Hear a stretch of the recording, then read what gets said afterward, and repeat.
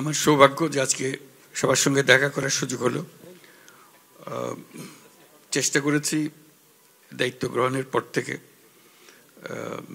বিভিন্ন জায়গায় বিদেশে প্রবাসীদের সঙ্গে বসে আলাপ করার জন্য, এবং অভিযোগের কোনো শেষ নাই, এবং ন্যায্যতেই অনেক অভিযোগ এবং বিশৃঙ্খলা কাজের চেষ্টা করেছি যেগুলো সুশৃঙ্খল করা যায় কিনা, যে সমস্ত সার্ভিস পাওয়া যাচ্ছিল না সেগুলো পাওয়া যায় কিনা।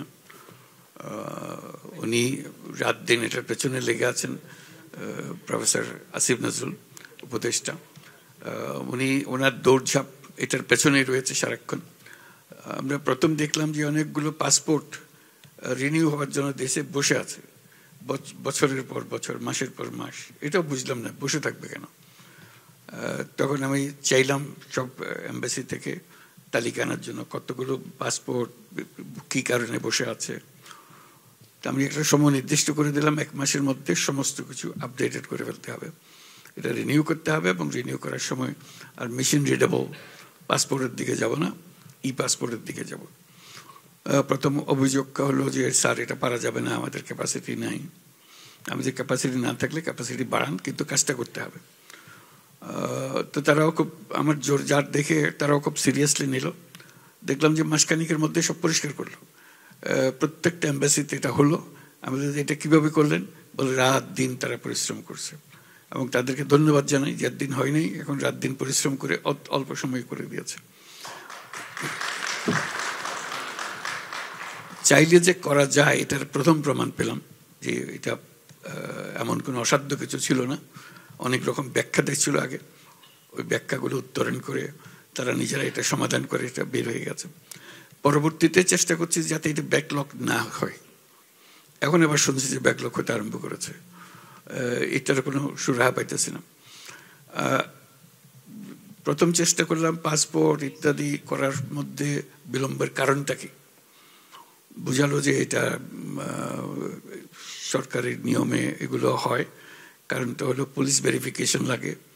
তো আমার প্রথম কাজ হয়তো মনে আছে আপনাদের, পুলিশ ভেরিফিকেশন বন্ধ করে দিলাম। পুলিশ ভেরিফিকেশন, পাসপোর্ট করতে হলে পুলিশ ভেরিফিকেশন লাগবে না। প্রথম বললো যে না এটা পারা যাবে না ইত্যাদি ইত্যাদি। তা বললাম যে একবার করে ফেলি, তারপর দেখি কি অসুবিধা কি হচ্ছে। আমার ব্যাখ্যাটা ছিল এই যে বাংলাদেশে আমি জন্মগ্রহণ করেছি, আমি বাংলাদেশি নাগরিক, আমার পরিচিতি দেওয়ার দায়িত্ব সরকারের। পাসপোর্ট আমার পরিচিতি, কাজে এখানে আমি যদি অপরাধ করে থাকি তাহলে পুলিশ আমাকে ধরবে, পাসপোর্ট আমাকে ধরতে পারবে না। পাসপোর্টের কাজ হলো যে আমার পরিচিতিপত্রটা তাকে দিতে হবে, যেহেতু আমি দেশের নাগরিক। কাজে আমি যখনই এনআইডিটা দেব আমাকে পাসপোর্ট দিতে সরকার বাধ্য, যেহেতু আমি দেশের নাগরিক। কাজে ওই অর্থে বললাম যে এটা পুলিশ ভেরিফিকেশন। যদি কোনো অপরাধ থাকে সে ব্যাপারে তার সঙ্গে অন্য যাদের সঙ্গে অপরাধীর সঙ্গে ব্যবহার করেন তার সঙ্গে সে ব্যবহার করবেন, কিন্তু যতক্ষণ অপরাধী হিসেবে সে প্রমাণিত না হয় তার এই পাসপোর্ট নেওয়ার সুযোগ দিতে হবে। তো যাই হোক, সে পাসপোর্টের সেই ঝামেলাটা গেল। তারপরে এখন থেকে কাউকে আর পুলিশ ভেরিফিকেশনে যেতে হয় না।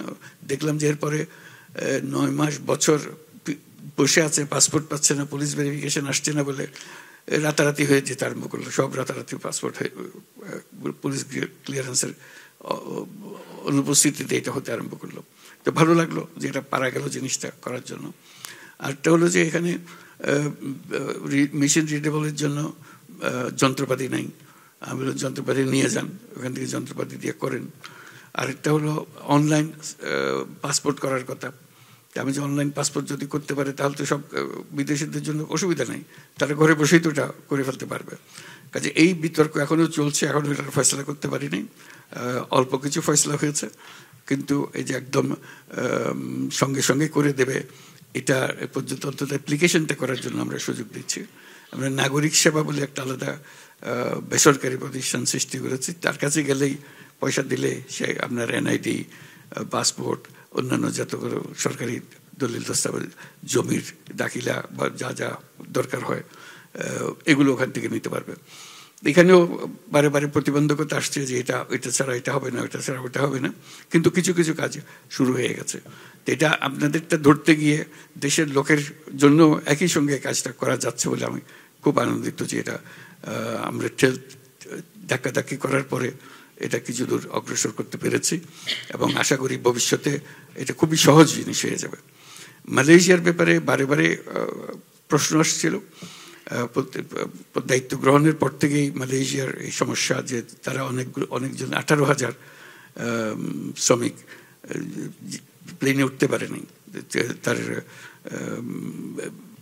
এক্সপায়ার করে বা কি কারণে কাট অফ ডেট ছিল, আসতে পারেনি। কাজে এটা খুব খারাপ লাগলো। এরপর পরেই মালয়েশিয়ার প্রধানমন্ত্রী উনি আসলেন বাংলাদেশে। আমরা খুব আনন্দিত হলাম যে তিনি আসছেন আমাদেরকে দেশে প্রথমবারের মতো বাংলাদেশ এই অভ্যুত্থানের পরে একজন প্রধানমন্ত্রী বাংলাদেশ ভিজিটে আসছেন। 2 মাস পরে উনি এসেছিলেন 4 অক্টোবর বাংলাদেশে আসলেন।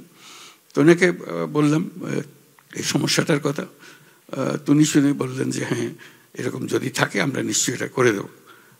এটার জন্য এই বিলম্বের জন্য সে প্লেন ধরতে পারে নাই, এটার জন্য তার বন্ধ হয়ে যাওয়ার কিছু না। এই যে 18,000 সেটা আজ পর্যন্ত চলছে, তার মধ্যে 8,000 বোধহয় যেতে পেরেছে না? বলো তো, একটু ব্যাখ্যা করে।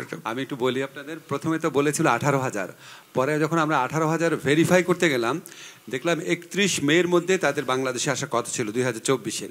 তো 31 মে পর্যন্ত তাদের তো ভিসা থাকতে হবে। তো আমরা স্ক্রুটিনি করে দেখলাম আসলে ভিসা ছিল 8,000 সামথিংয়ের। তো বাকিদের তো ক্ষেত্রে আমরা দাবি করতে পারি না। ওই 8,000 সামথিংয়ের থেকে আবার কেউ কেউ আপনার মালয়েশিয়ায় চলে আসছে 95 জন, আর 100 জনের মতো বিভিন্ন দেশে চলে গেছে।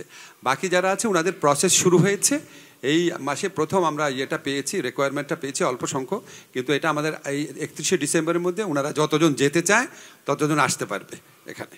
যে আপনাকে ব্যাখ্যা করার কারণটা হলো যে এই যে 1 বছর আগে শুরু হয়েছে, এটা এখনো ছাড়া হয়নি। এখানে এসে আবার পার্সু করছি আমরা বাকি জন কখন যেতে পারবে, এটা পরিষ্কার হয়ে গেছে এখন। বাকি 18,000 সবাই যাবে। প্রথম মনে হয়েছিল 18,000 থেকে 8,000 নেবে, আর বাকিদের নেবে না। বলছে না, 18,000 আমরা প্রত্যেককেই নেব, কেউ বাদ যাবে না। কাজে এটা একটা আনন্দের সংবাদ। উনি এসেছিলেন বলে, উনি আমাদের প্রতি সহানুভূতিশীল ছিলেন বলে তখনই তাৎক্ষণিকভাবে উনি সিদ্ধান্ত দিয়েছিলেন, প্রেস কনফারেন্সে বলেছিলেন যে আমরা একটা ব্যবস্থা করবো, একটা না একটা ব্যবস্থা করবোই। উনি করছেন। আজকেও দীর্ঘ মিটিং হয়েছে ওনার সঙ্গে।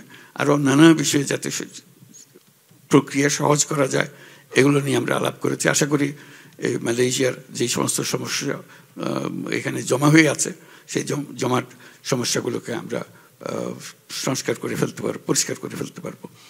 আরেকটা হলো যে প্রবাসী বাংলাদেশিরা যারা বিদেশে আছেন তাদের কন্ট্রিবিউশন, অবদান আমাদের অর্থনীতির কী অবস্থা আপনাদের মনে আছে।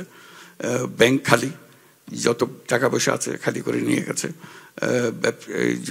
দায় দেনার দায়িত্ব আমাদের উপর রেখে গেছে।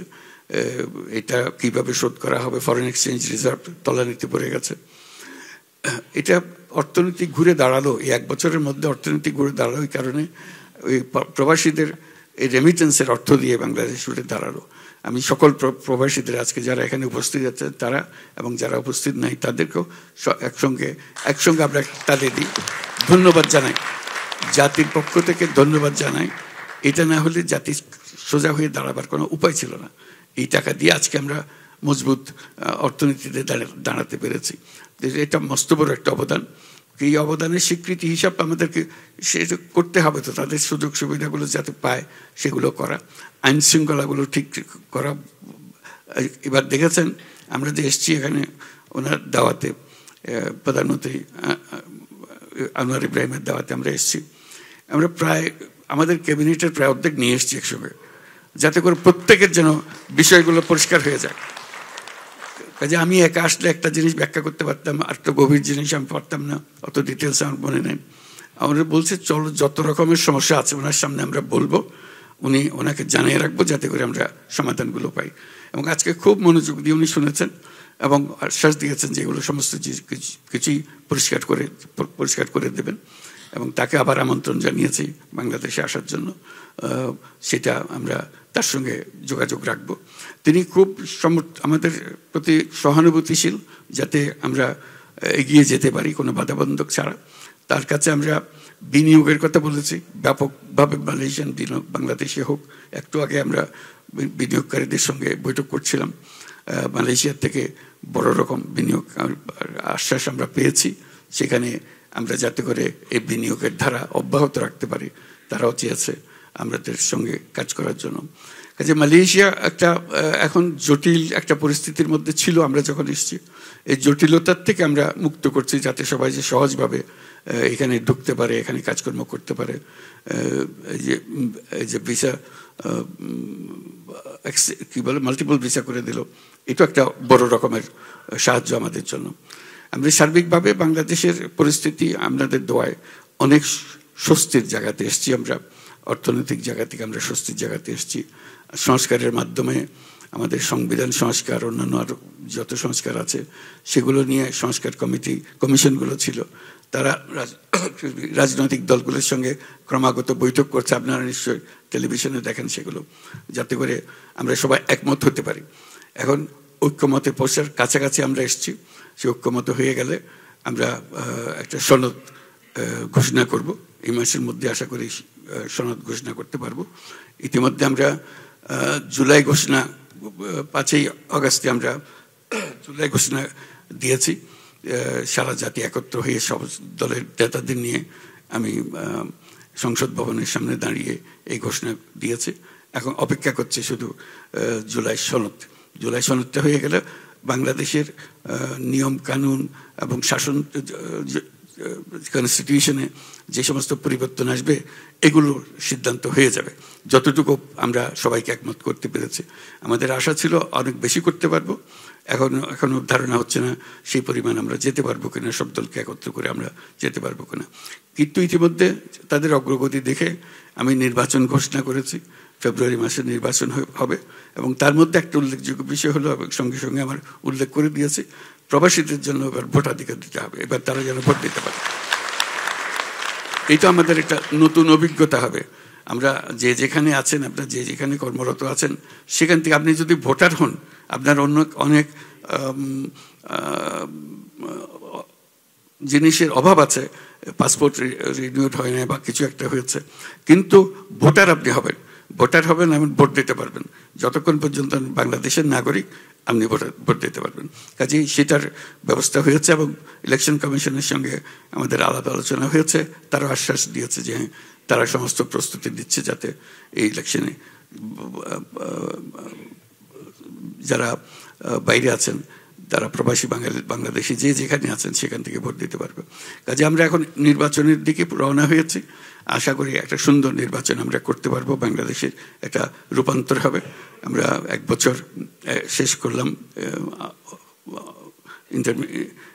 সরকারের ইন্টারিম গভর্নমেন্টের, এই 1 বছর, তারপরে ফেব্রুয়ারি পর্যন্ত গেলে আমরা আশা করি সুন্দর একটা নির্বাচনের মাধ্যমে আমরা ক্ষমতা নির্বাচিত প্রতিনিধিদের কাছে সমর্পণ করতে পারবো। এই আমাদের আশা। আপনাদের সাহায্য এবং আপনাদের সহায়তা, আপনাদের যে অবদান, তাকে আমি বাহবা দিচ্ছি, অভিনন্দন জানাচ্ছি আপনাদের এই সহযোগিতার জন্য। আশা করি বাংলাদেশ এখন নতুন পথে যাত্রা হলো। আমরা নতুন বাংলাদেশের কথা বলছি। এই নতুন বাংলাদেশ বাস্তবে আমরা দেখে যেতে পারি। খুব তড়িৎ গতিতে যেন নতুন বাংলাদেশ গড়ে ওঠে। আপনাদের সহযোগিতায় একটা আবহাওয়ার সৃষ্টি হয়েছে নতুন বাংলাদেশ গড়ে তোলার। ছোট ছোট ছোট জিনিস বলে অনেক সময় নজরে আসেনি, বড় বড় জিনিসগুলো এখন নজরে আসবে। যেহেতু কনস্টিটিউশন রিফর্ম হয়ে গেলে বোঝা যাবে যে আমরা কোন দিক থেকে অগ্রসর হচ্ছি। আর আমরা অর্থনৈতিক দিক থেকে আমাদের দিকে সবাই অ্যাটেনশন দিচ্ছেন। আমরা বিভিন্ন দেশের ইনভেস্টরদের আহ্বান জানাচ্ছি তারা যেন আমাদের এখানে বিনিয়োগ করেন এবং আমরা ভালো সমর্থন তাদের কাছে পাচ্ছি। আশা করি আপনাদের সহযোগিতায় আমরা বাকি পথটুকু সুন্দরভাবে এগিয়ে যেতে পারবো। সবাইকে ধন্যবাদ।